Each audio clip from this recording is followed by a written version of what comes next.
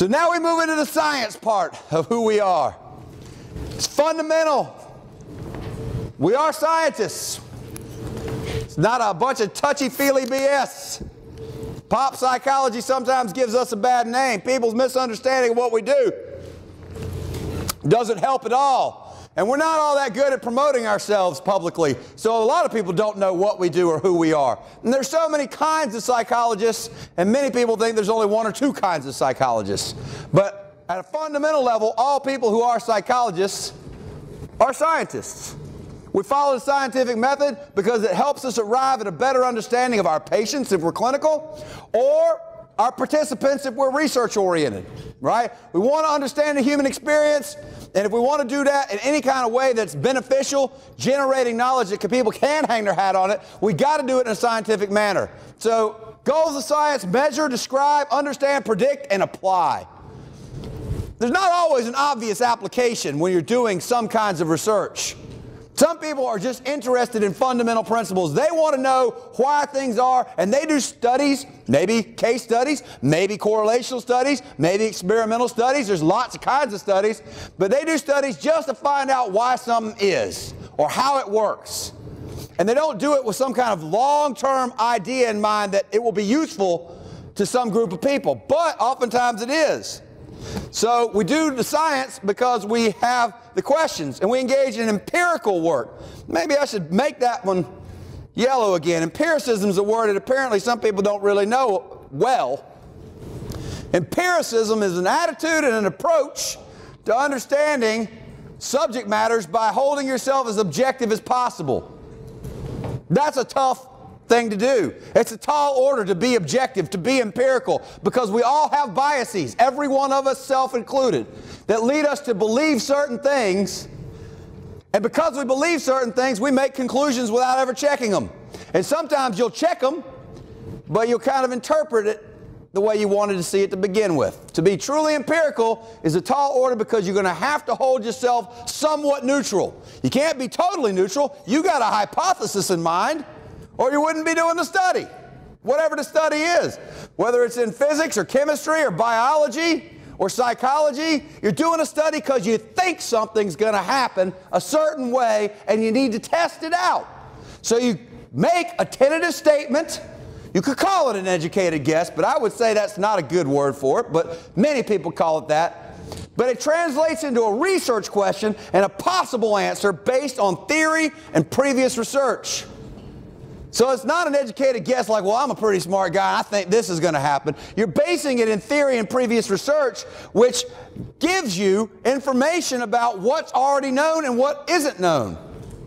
Right? It's not just me waxing philosophical because I have some kind of idea how about something's going to go. I want to get into literature. I want to see what studies have been done, what studies hadn't been done, what conclusions have been drawn, which ones are really tentative and shaky, which ones seem to be firm, and then that's going to drive my theory that I hold personally that I would test through hypotheses that I would enact through research of various kinds. Now, when I research something, I need to be really clear about what it is. I got variables that I'm studying. But people use language in all kinds of ways, and I can't just use it willy-nilly. I got to be very specific about what I'm talking about. I need an operational definition. Operational definition being one that describes the actions or operations by which I'll measure and or control a variable. The researcher creates that. The researcher is the person who designs the study. But I can't define it one way and another researcher define it another way and another researcher define it another way and another one define it another way and us all be able to see each other's results as equally valid because we're kind of talking about different things each time. So an operational definition gives a clear set of circumstances, specific criteria that others will know exactly what we mean. So if I say aggression, y'all know what aggression is? Everybody knows what aggression is. Now, how do you operationally define aggression? Oh, well, you could get into some philosophical notions. If I am walking down the hall and I'm looking over here and I bump into somebody else and knock them down, is that aggressive? Probably people will say, no, you didn't intend to do that. That was an accident. That was a mistake, right? So we call, intent to harm is a possible part of our definition. Right? Did you intend to harm that person? If you intended to harm the person, we would say, well, that would be aggressive, wouldn't it? You're trying to do them harm. Might be physical harm, might be psychological harm. You ever flip somebody off and you're just kidding? Right? So you can't just say, well, flipping somebody off is aggressive, because sometimes people are kidding. They're not intending harm. So you can't just say, well, it's this behavior or that behavior. You have to operationally define it. So let's look at, say, aggression in preschoolers. I want to study how aggression emerges in young children, for example. I might start talking about ways that I could measure aggression in preschoolers. Now, typically, I can't ask them what they intended to do. Like, what were you thinking? They'll go, I don't know. I don't know. I don't ever know. Is it good or is it bad? If it's bad, I definitely don't know. And if it's good, I might know. Right? What are you trying to get at? Toddlers aren't dumb. They're smart, right? Preschoolers. So you start saying, well, maybe pushing behavior. Now, if I'm pushing somebody on a swing, that's a different kind of a push. But I say, well, in the classroom, during non-recreational time, if I see a child push another child, I might catalog that as an aggressive act. One instance thereof. But I can measure what? Frequency, how often it occurs. I can measure how long it occurs, right? Duration. And I can measure intensity. So a shove like that might not be a big deal, but a shove where I knock you out is of a higher intensity. If I shove you all the time, right, that's a higher frequency. If I shove you till the teacher comes and pulls me off of you, then that's a long duration. So now we're getting very specific about our variables. Why? So that we can agree to some degree on what it is we're actually measuring. Because if we can't agree on it, and we won't always agree on it, then we have nothing.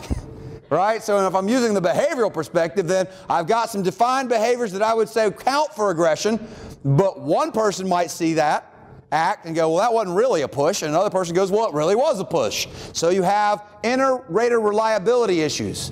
But if you have it well defined, then most of the behaviors that occurred will be coded the same way by different people, ensuring some kind of reliability of the measure. So operational definitions, whether I'm talking about behaviors or whether I'm talking about personality variables. Do you have a self-esteem? Do you know what a self-esteem is? Everybody goes, well, I know what self-esteem is. Well, how will you measure it? How do I know that you're even measuring self-esteem if you say you're doing a study on it? That's going to require an operational definition that's going to have to be convincing to me as another researcher.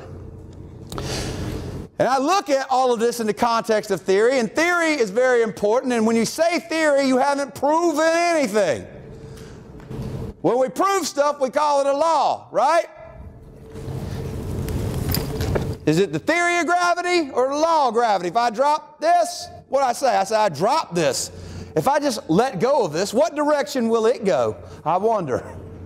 No, you don't. That's a law, right? Not the theory of gravity. Relativity is a theory, but the practical function of gravity on Earth is not in question.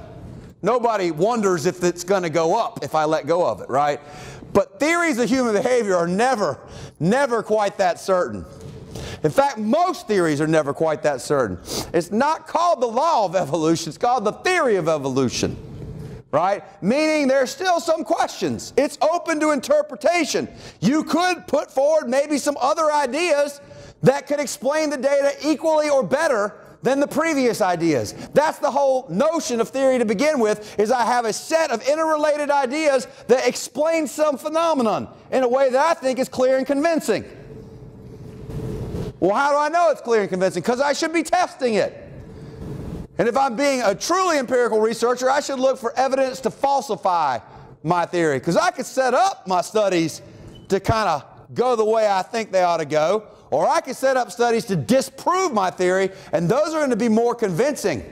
Because if I fail to disprove it, then that's more evidence in favor of it. But it doesn't ever say that I have proven it. When you see those commercials that say clinically proven, what they really mean to say is we've done a study and it went the way we wanted it to go. But frequently the companies are funding those studies, and the scientists have a vested interest in the results going the way the company wants to go. So proven is a word you shouldn't be using very much at all in science, and certainly not out there in the general public. But the general public doesn't know any better. Not because there's something wrong with them, but because maybe they hadn't been to high school and done science classes. Not everybody has. Not everybody was paying attention. Not everybody really grasped the implications of the high school science classes. But when you get out here to college and you get challenged again and again and again, you start realizing, oh, that's why you don't say it's proven, because maybe it was just maybe it was just some kind of implications from the type of people you were taking data from. Maybe it was the design of your study. Maybe it was the way you analyzed it with a particular set of statistics. If I'd used other statistics that didn't violate some assumptions, I might have got a different conclusion. And you start taking things with a grain of salt. Don't become a cynic, but be skeptical. When people are trying to tell you what to do with your life, they're almost always saying they know for sure. Well, how do you know for sure? We go and look to science, hopefully, and we'll see whether these ideas have been supported by the data or whether they've been refuted by the data or whether different people find different things and it's really unresolved. And we don't know, though we're looking. You'll find that a lot in psychology. We don't have the answers to everything. I don't know why you dream. I just know that you do dream. And even if you don't remember you dream, there are some types of measures we can take that would indicate that you are probably dreaming, whether you remember it or not. We can say a lot of things about sleep cycles, but we can't say fundamentally why it is you dream, much less why you dream a particular dream. It's not that we're not looking, and that's what scientists do, but it's unresolved. And people who tell you that they know, you got to be careful. Scientific method, I assume you know about, but you know, it's worth a refresher look. You got to formulate your hypothesis based on some theory. It's not just some wild thing you're going to reinvent the wheel, right? You go to the body of literature that's been examining this for as long as they've been examining things such as whatever it is you're interested in, and you see what's been done and what hadn't been done, and then you find a critical question that may be unanswered or might need some revisiting to see if it's still valid or if it was ever valid. Replication, we would call that. Right? And then you derive some kind of a hypothesis. Well, if I've got a research question or a hypothesis, I got to have someone to answer it. Someone has to design a study, and there's lots of different studies you could do. I want to answer the question. I got to figure out a method to do that. In other words, I want to be systematic about it. I want to be careful about it. I want to make sure that I am going to design a study and then describe it, if it makes it into the literature, in a way that somebody else could read it and replicate it. In other words, do it again. Because finding something once may be a pure chance. It may be an artifact of your sample, maybe a flaw or a particular factor in your design or your analysis procedure, right? Doing it again with other teams in other places and finding the same thing lends strength to the findings, right? So I want to design a study that other people can understand what I did, and I want to then collect data using that method. Whatever study design I have, there's some data to be collected. I might get institutional data. I might examine the school records of kids in junior high school.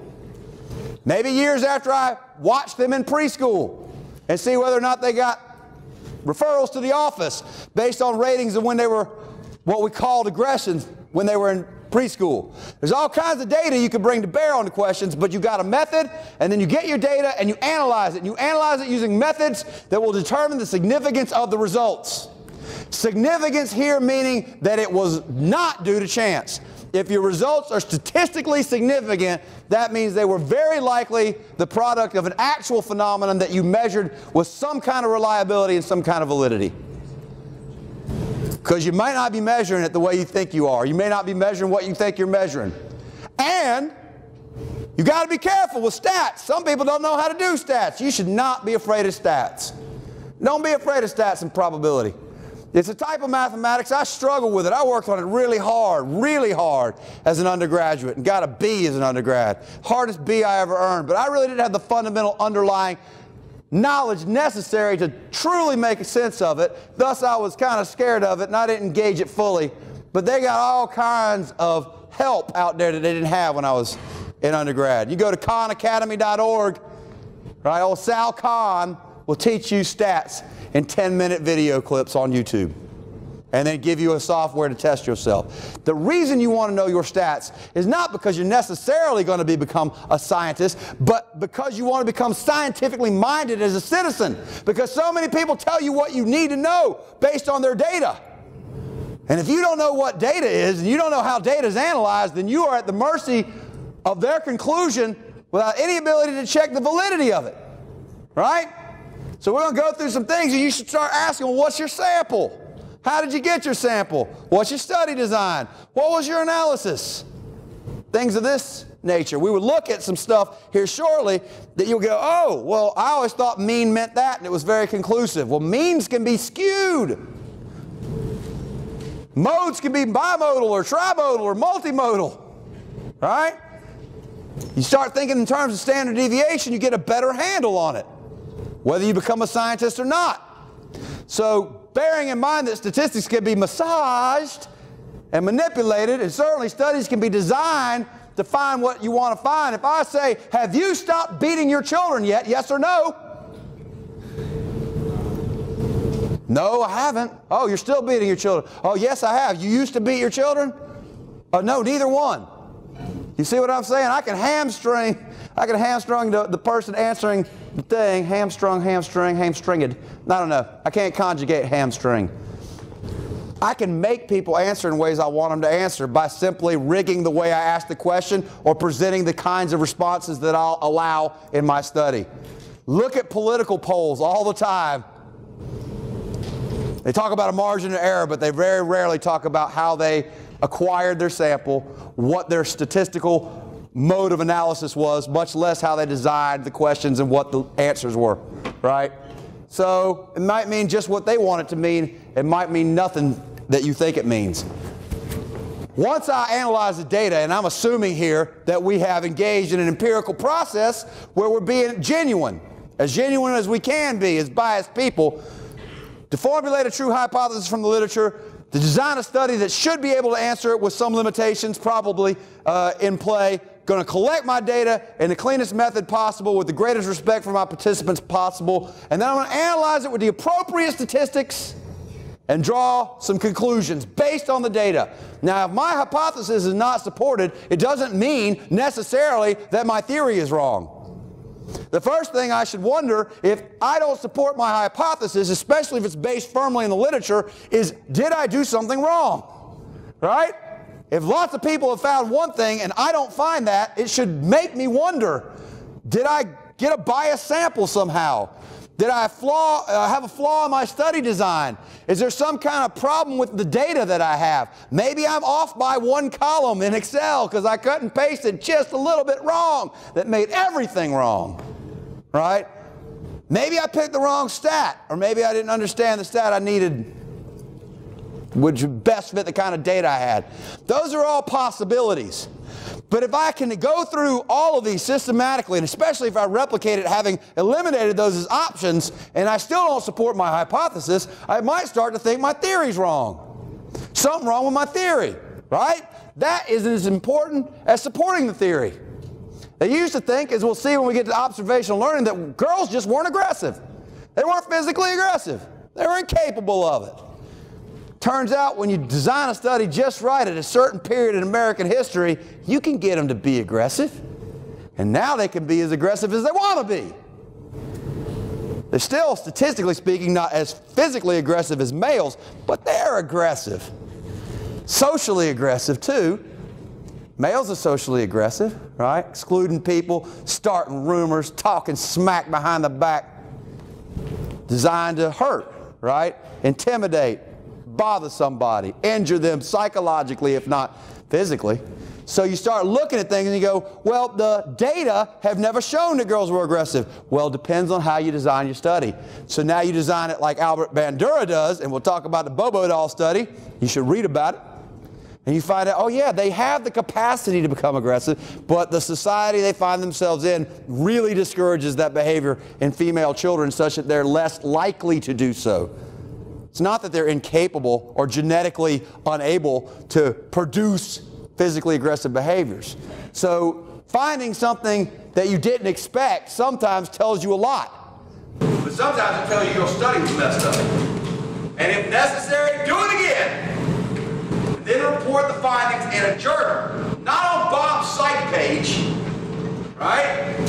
Not because you could just put it out there, you did some study, but because you have faith in your abilities as a scientist, you submit it to peer review. You send it to a journal that has an editor and they have a reviewing board, and they send your sweet, awesome manuscript out to other scientists who have similar training, and they tear it up. You're like, what is this over here? Why were you thinking about it over that? I'm not sure you can use that kind of stat here, and I'm not even sure you can draw that kind of conclusion from this kind of a research question. They tear it up, not to tear you down, but to build up the integrity of the work. If you haven't thought about these things, you should think about them. It may send you back to the drawing board to do it again. Or it may be something you can fix in the manuscript. Oh, I just wasn't clear here. I need to be much more explicit about this. Right? And by the time it emerges in the scientific literature, then we, generally speaking, as citizens, have some faith that it has validity, that it is worth knowing, that it's worth hearing about. But you got to use caveats all the time, and good scientists always use caveats. The media don't use caveats. They say, oh, studies have proved that you should do this, and studies have proved that you should do that, and a new study came out today suggesting this. And if you go and actually read the studies, it doesn't say we conclude that this is the way it is. It says within the context of this study under these circumstances, we draw forth from this data this possible idea that might be generalizable to other people in our society. That's how it'll be worded there.